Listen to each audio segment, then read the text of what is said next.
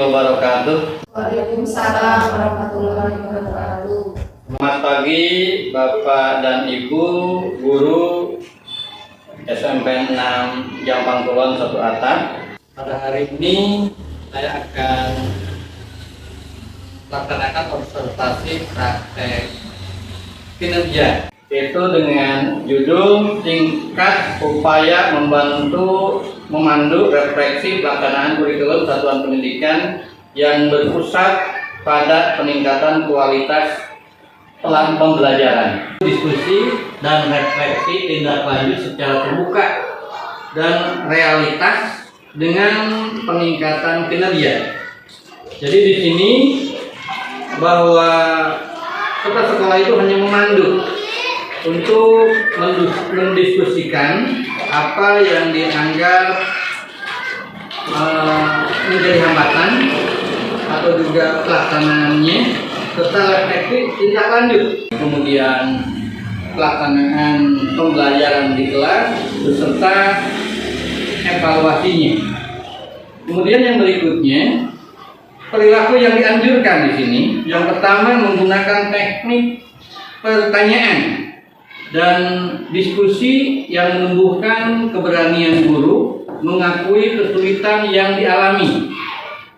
Jadi nanti dimunculkan teknik-teknik pertanyaan dan juga diskusi yang menumbuhkan keberanian untuk guru kepada siswanya tentu. Praktek pembelajaran adalah serangkaian kegiatan yang dilakukan oleh pendidik dan peserta didik dalam proses belajar mengajar untuk mencapai tujuan pendidikan yang telah ditetapkan. Jadi di sini Bapak Ibu sudah memahaminya bahwa praktek di sini serangkaian kegiatan yang dilakukan oleh peserta didik atau oleh siswa, dan di sini proses pembelajaran mengajar mencapai tujuan pendidikan yang diharapkan. Ini ya. Kemudian pentingnya peningkatan kualitas pembelajaran. Yang pertama, meningkatkan hasil belajar siswa. Kita sudah paham tentunya belajar siswa ini diharapkan meningkat.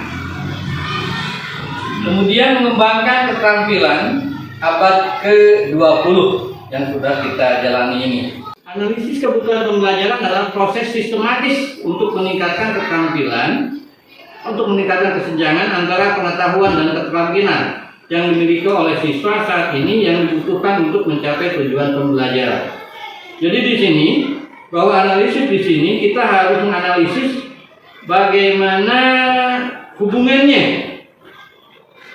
antara kesenjangan pengetahuan dan kesenjangan keterampilan. Jadi di antaranya nanti ada nilai-nilai yang begitu jauh, maka kita harus mengamatinya dan harus dapat menindaklanjutinya. Kita sudah mulai merencanakan ke kurikulum pembelajaran yang baru, kurikulum Merdeka Belajar.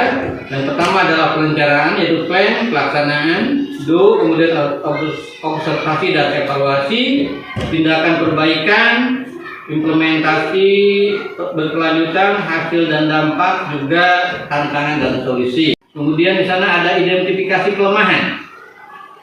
Identifikasi kelemahan ini diantaranya kurangnya pembelajaran interaktif. Pada saat observasi siswa terlibat aktif dan diskusi kelas, kerja kelompok, dan proyek kolaboratif sehingga siswa merasa lebih termotivasi dan memahami materi lebih baik ketika belajar secara interaktif. Jadi di sini tentunya kita harus mengedepankan di sini diskusi kelas, juga kerja kelompok dan proyek kolaboratif sehingga siswa merasa lebih termotivasi. Maksudnya ada motivasi, kata-kata motivasi. Jadi di sini pelajaran tersebut untuk meningkatkan keinginan siswa untuk belajar agar termotivasi, maka dimunculkan kerja kelompok dan proyek kolaboratif. Memang di sini ada kendala-kendala tentunya, khususnya di sekolah kita yang sekolahnya jumlah siswanya yaitu kurang, sehingga untuk membentuk kerja kelompok tersebut itu tentunya ada hambatan-hambatan, meliputi resistensi dari peserta didik, ya, Kemudian yang berikutnya ketersediaan sumber daya dan evaluasi dan juga umpan balik yang kita laksanakan.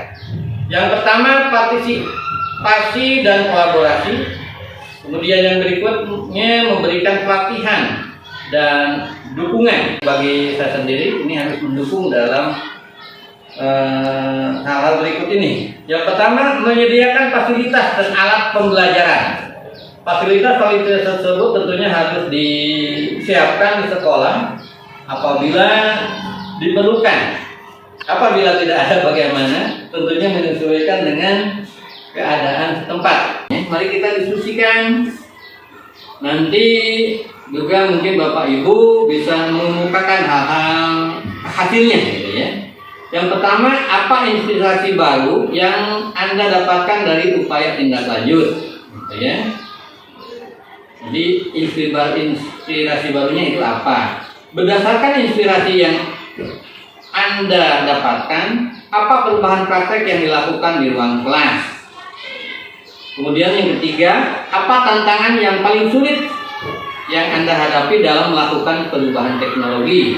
Dan bagaimana rencana Anda dalam mengatasi tantangan tersebut agar terjadi perubahan? Mulai dari materi yang tadi, sekolah dapat menciptakan lingkungan belajar yang dinamis dan berorientasi kepada peningkatan terus-menerus dukungan dan leadership yang kuat dari kepala sekolah adalah kunci dalam menggerakkan perubahan positif dan meningkatkan kualitas pembelajaran sehingga berdampak kepada peningkatan hasil belajar peserta didik dan kualitas pendidikan secara keseluruhan. Jadi tentunya di sini kepala sekolah itu benar-benar harus menjadi kunci terhadap peningkatan atau penggerakan perubahan yang positif. Nah, dari hasil ini Bapak Ibu satu persatu mengumpulkan apa-apa saja yang menjadi hambatan-hambatan belajar di kelas. Nah, untuk sementara itu saja. Assalamualaikum warahmatullahi wabarakatuh. Waalaikumsalam warahmatullahi wabarakatuh.